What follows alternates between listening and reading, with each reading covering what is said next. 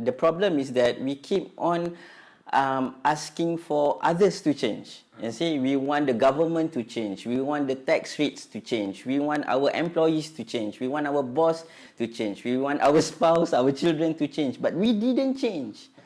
So this is the problem now. It's like if you don't change, the next 5 years is going to be like the previous 5 years.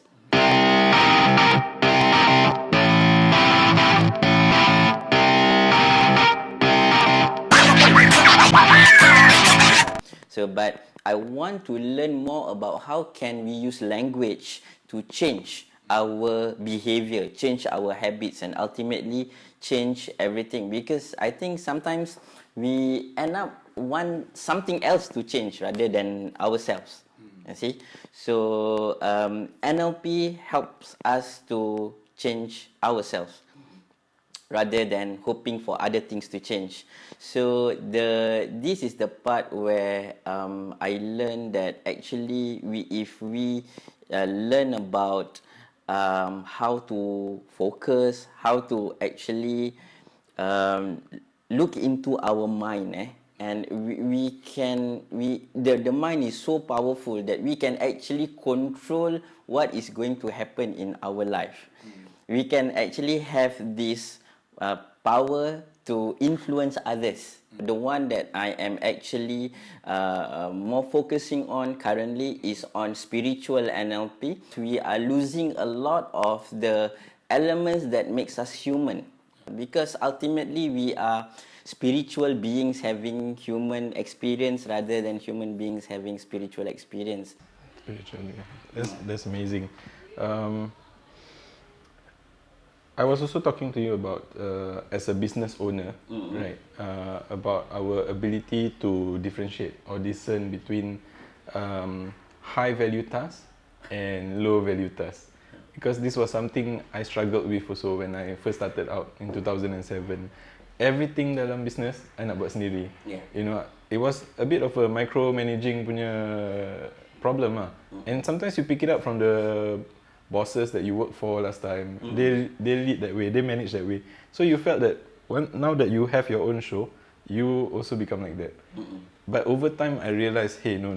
The low value tasks, we have to delegate it. We have to let others do it so that we can focus on the high value tasks.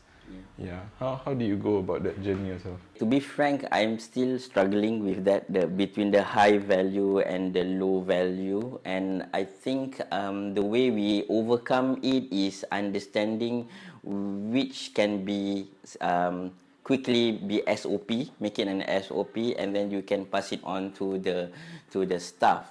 But of course, there is always a high value task and a low value task. For us, it's all high value, all right?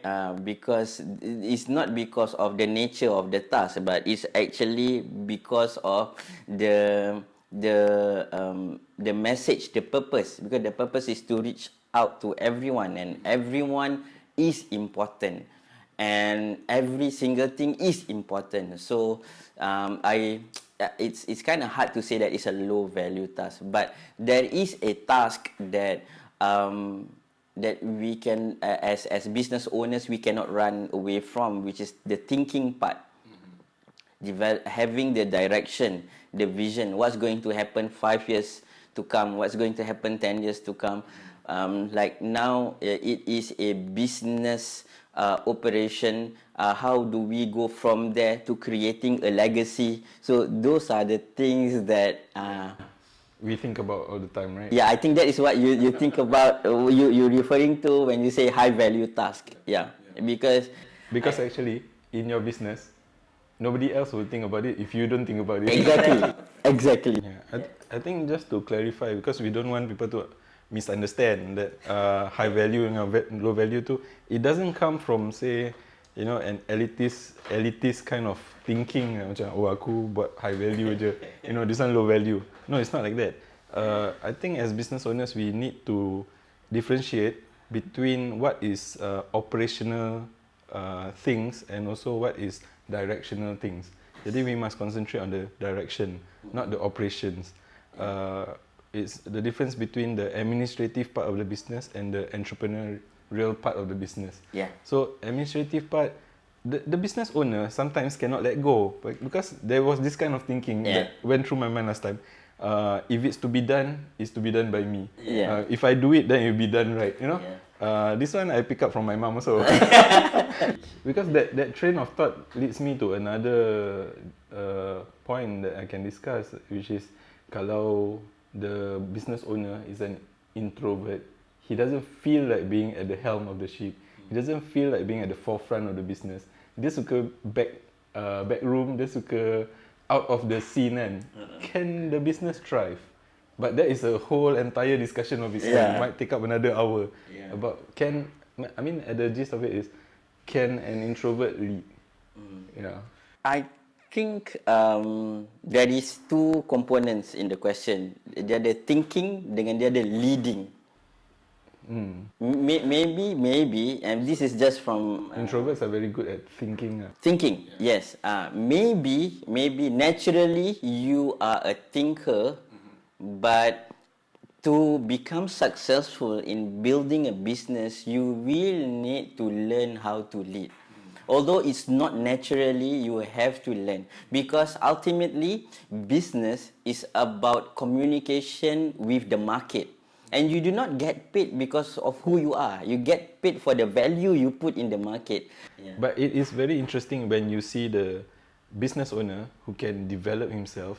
He is naturally introvert, but when you require it, he will step up and lead. And that is something, that's why a lot of business owners, they realize the gaps, they realize the weaknesses, the deficiencies in themselves. So they go out there on this journey, this quest of development, of learning, and they equip themselves with the abilities to do what they don't have when they were starting out in the journey. When it comes to self-development, it is actually kind of synonymous with self-change, personal change, right? So, and that makes all the difference, because if this is in a lot of books from the sky, like for example, not only Quran, even the Bible, even Hadith, Rasulullah SAW said, if you change, everything will change for you.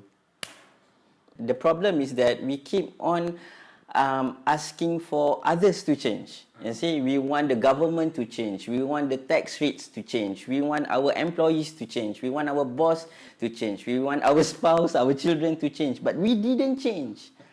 So this is the problem now. It's like if you don't change, the next 5 years is going to be like the previous 5 years. I mean, too many people are waiting for them to be ready before they embark on the journey.